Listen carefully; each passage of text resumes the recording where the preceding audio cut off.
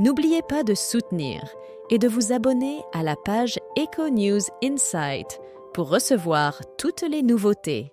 Le voyage de Meghan Markle et du prince Harry au Nigeria en mai dernier a marqué un franc succès, suscitant chez eux l'envie de renouveler l'expérience. Cependant, leur déplacement reste limité.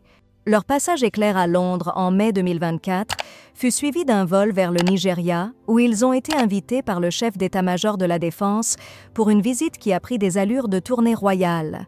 Le couple a multiplié les rencontres, notamment dans une école soutenue par leur fondation Archewell, où ils ont participé à diverses activités éducatives. Lors d'une conférence, Meghan a partagé son lien particulier avec le Nigeria, révélant être nigériane à 43% selon un test généalogique. Cette découverte a renforcé son attachement au pays, qu'elle considère désormais comme une partie de son identité. Le couple exprime clairement son désir de voyager davantage, malgré les réticences de la famille royale britannique. On ne peut pas faire grand-chose de chez soi, a confié le prince Harry, soulignant l'importance de ces déplacements pour leur engagement. Des invitations supplémentaires sont déjà parvenues à Meghan, témoignant de l'intérêt qu'ils suscitent à l'international. Meghan Markle et le prince Harry envisagent-ils une tournée mondiale ? Depuis le Royaume-Uni, leurs projets de voyage ne sont pas perçus favorablement par le roi Charles III et le prince William.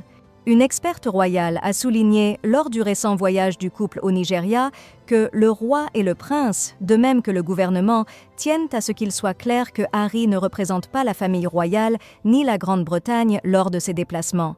L'objectif est d'éviter toute confusion et de ne pas éclipser la couronne. Par conséquent, certaines de leurs destinations prévues pourraient être exclues de l'itinéraire cette année. Des rumeurs avaient suggéré une possible visite des Sussex en Australie, mais selon la spécialiste Louise Roberts, cela semble improbable.